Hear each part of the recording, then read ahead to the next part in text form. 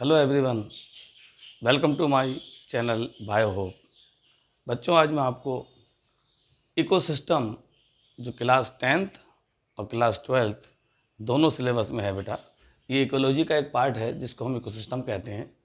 Ecological unit होती है जिसको इकोसिस्टम कहते हैं बेटा।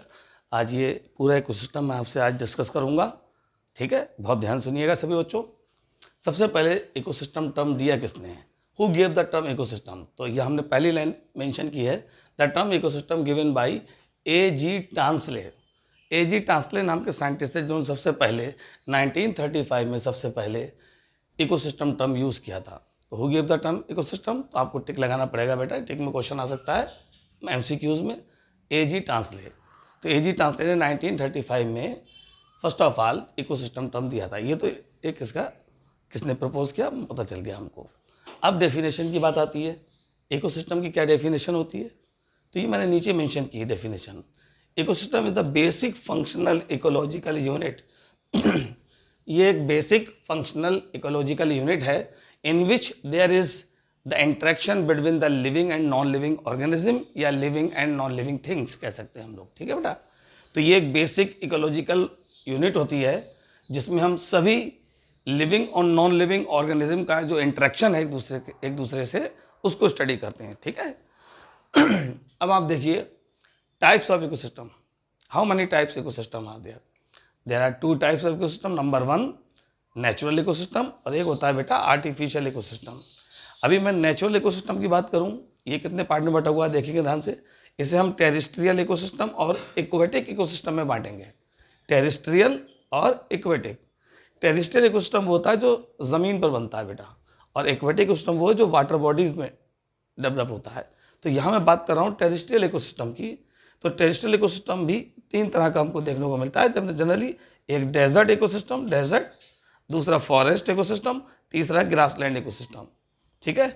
डेजर्ट आप जानते हैं वो एरिया होते हैं जहाँ पर रेत होती है, ठीक है, वाटर की बहुत कमी होती है, स्कार्सिटी ऑफ वाटर, जहाँ पानी की बहुत कमी रहती है, ठीक है। रेगिस्तान के एरियो में ये देखने को डेजर्ट मिल जाते हैं।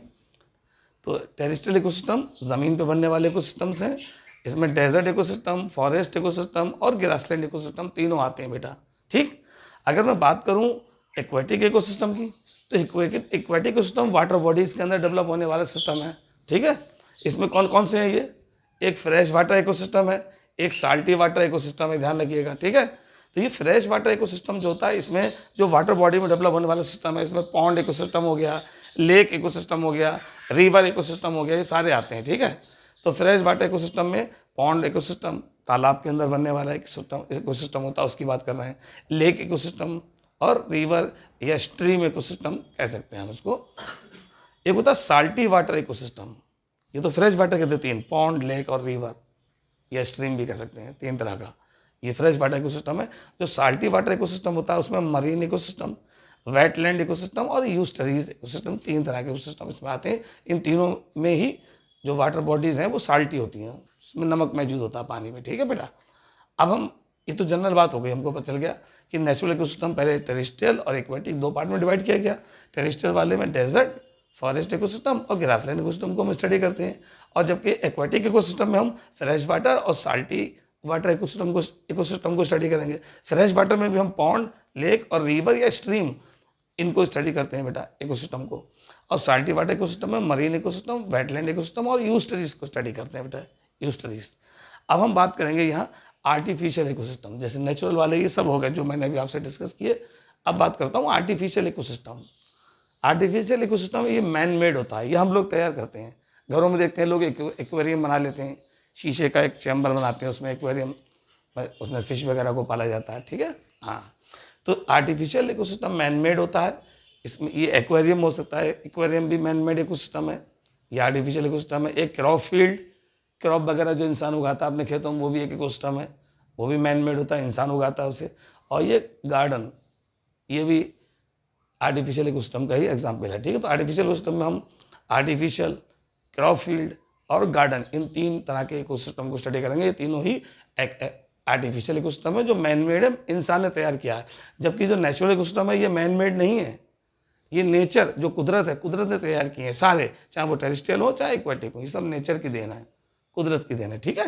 हाँ, तो ये जनरल बात थी कि टाइप्स ऑफ इकोसिस्टम कितने तरह के होते हैं, मैंने आपको बताया। मेन क्वेश्चन जो हमारा निकलता है वो यहाँ से बन सकता है, कंपोनेंट ऑफ इकोसिस्टम। अगर कंपोनेंट ऑफ इकोसिस्टम की बात करेंगे तो इसे हम दो पार्ट में बांटेंगे, एक बायोटिक कंपोनेंट और एक एबायोटिक कंपोनेंट। ठीक है, ये हमें मालूम होना चाहिए बच्चों सभी को। देखिए बायो का मतलब ही, बायो मीन्स ये लिविंग होता है, तो बायोटिक कंपोनेंट वो होते हैं जिनमें सभी लिविंग, ये लिविंग कंपोनेंट इसमें मौजूद होते हैं। बायोटिक कंपोनेंट मतलब living component.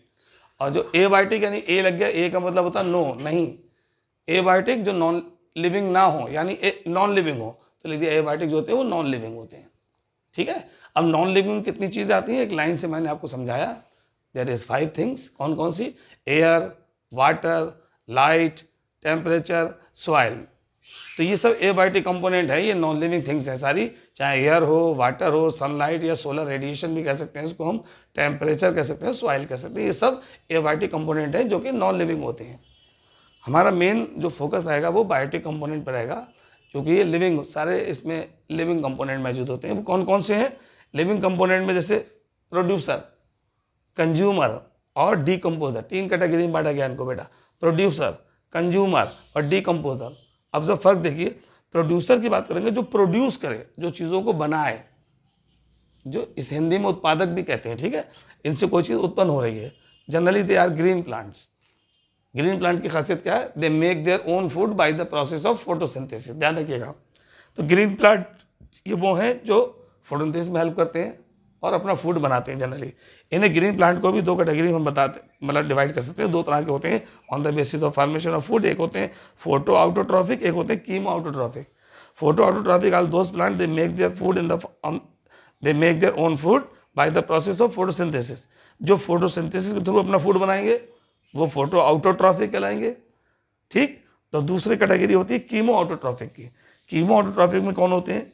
Those that synthesize their food through the use of chemical energy.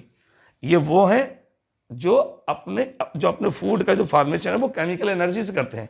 कैसे करते हैं बेटा? ये कैसे करते हैं केमिकल एनर्जी से? तो ये वो प्लांट हैं जो जितनी भी केमिकल रिएक्शंस होती हैं प्लांट्स के अंदर, उन केमिकल रिएक्शन में भाग लेते हैं। उन केमिकल रिएक्शन से जो एनर्जी निकलती है, जिसको हम केमिकल एनर्जी कह रहे हैं, उसे वो फूड के फॉर्म में यूज़ कर लेते हैं। तो ये कीमो ऑटोट्रॉफिक कहलाते हैं बेटा। ठीक, तो प्रोड्यूसर का काम क्या था? फूड बनाना, फूड को प्रोड्यूस करना।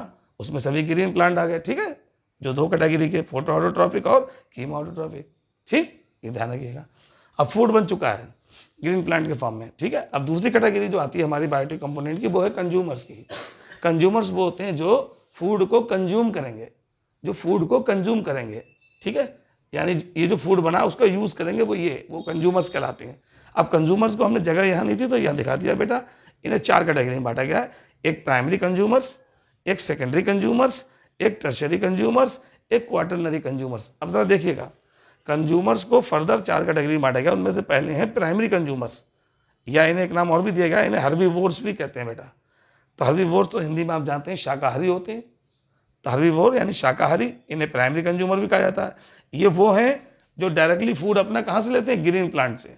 Primary consumers they take food directly from the green plant. ये ग्रीन प्लांट से अपना फूड एक्सेप्ट करते हैं, उनसे लेते हैं, ग्रहण करते हैं अपना फूड। कहाँ से?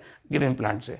तो they take food from the directly into the green plants, that's why they are called herbivores या प्राइमरी कंज्यूमर्स। इसके एग्जाम्पल हैं बेटा गोट, डियर, ये सब वो एनिमल हैं जो घास फूस वगैरह खाते हैं, ग्रासेस वगैरह को खाते हैं, ग्रीन प्लांट को खाते हैं, इसीलिए ये हर्बीवोर्स कहला रहा है, चाहे वो गोट हो या डियर हो। दूसरी कैटेगरी कंज्यूमर्स की आती है सेकेंडरी कंज्यूमर्स, या कार्निवोर्स भी कहलाते हैं। कार्निवोर्स का मतलब मांसाहारी, जो मांस खाते हैं। तो इस कैटेगरी में कौन आते हैं? लायन और टाइगर। तो इनके बारे में हमने एक सेंटेंस लिखा हुआ है बेटा, सेकेंडरी कंज्यूमर या carnivore are those which feed on primary consumer. यानी ये अपना फूड कहाँ से लेते हैं? किस पे फीड करते हैं? प्राइमरी कंज्यूमर को। प्राइमरी कंज्यूमर कौन है? वो ये है। इन पे फीड कौन कर रहा है? ये कर रहे हैं।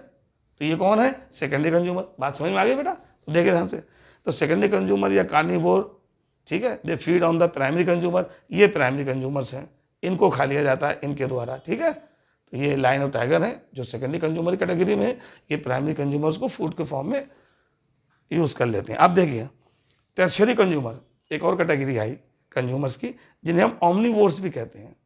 अब ओमनीवोर्स तो वो होते हैं जो प्राइमरी और सेकेंडरी कंज्यूमर दोनों को फूड के फॉर्म में यूज़ कर लेते हैं। तो लिख दिया, दे feed on primary and secondary consumer both, ये दोनों को फूड के फॉर्म में आसानी से ले सकते हैं। अब कौन कौन है इसमें? ह्यूमन, हम लोग हैं बेटा, हम घास फूस भी खाते हैं, मांस भी खा सकते हैं, ठीक है, ये ध्यान रखिएगा। हमारे अंदर दोनों कंडीशन अवेलेबल है हमारी बॉडी में। हमारे ये जो हम टीथ की बात करेंगे, जो हमारे लाइन से दांत आपने देखोगे पढ़ा होगा पहले के क्लासेस में, incisor, canines, premolar, molar, line से लगे होते हैं 4। तो इंसाइजर के बराबर में जो कैनाइंस होते हैं वो नुकीले धारदार दांत होते हैं जो मांस को चीरने फाड़ने का काम करते हैं, हम लोगों की बॉडी में होते हैं ह्यूमन की। तो we are carnivore, omnivores, actually omnivores है क्योंकि हम मांस को भी खा रहे हैं, ठीक है बेटा, और घास फूस भी खा लेते हैं, साग सब्जी वगैरह हम लोग खाते नहीं खाते हैं, वो भी सब खा लेते हैं। तो ध्यान रखिएगा। तो omnivores are those they feed on the primary and secondary consumer both, उसमें ह्यूमन भी आ गया, डॉग्स भी आ गया, ये सब टर्शरी कंज्यूमर के एग्जाम्पल थे। चौथी कैटेगरी होती है कंज्यूमर्स की, क्वाटरनरी कंज्यूमर्स। ये टॉप कंज्यूमर भी कहलाते हैं, सबसे ऊपर इस श्रेणी में। तो यहाँ पर हम ईगल और पीकॉक की स्टडी करते हैं, सबसे टॉप कंज्यूमर्स होते हैं ईगल एंड पीकॉक, ठीक है। लाइन भी होता है हालांकि यहाँ पे, लेकिन ईगल और पीकॉक का एग्जाम्पल देखिए, क्योंकि लाइन को हमने यहाँ मेंशन कर दिया, वहाँ लाइन भी लिख सकते थे हम। तो इस तरह से हमने कंज्यूमर्स को primary consumer, secondary consumer, tertiary consumer, quaternary consumer में बांटा। आपको याद रखना चाहिए, प्राइमरी कंज्यूमर को हर्बीवोर भी कहते हैं, इसमें गोट और डियर आते हैं, they take food directly into the green plants, एक कहानी खत्म। दूसरा है सेकेंडरी कंज्यूमर, जिन्हें कार्निवोर्स भी कहते हैं, दे feed on the primary consumers, इसमें लायन और टाइगर आते हैं, ठीक है। फिर तीसरा है कैटेगरी कंज्यूमर्स की टर्शरी कंज्यूमर, इन्हें ओमनिवोर्स भी कहते हैं, they feed both the primary and secondary consumer, इसमें ह्यूमन और डॉग्स दोनों कैटेगरी आ जाती है बेटा। और क्वाटरनरी कंज्यूमर्स में हम ईगल और पीकॉक की स्टडी करते हैं, ठीक है, ये टॉप कंज्यूमर्स भी कहलाते हैं। तो मैंने प्रोड्यूसर और कंज्यूमर दोनों डिस्कस किया आपसे।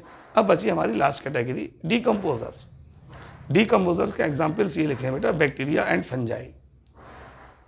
आपने देखा होगा चाहे वो प्रोड्यूसर हो या कंज्यूमर हो, तो कभी ना कभी तो इनकी डेथ होती है बेटा।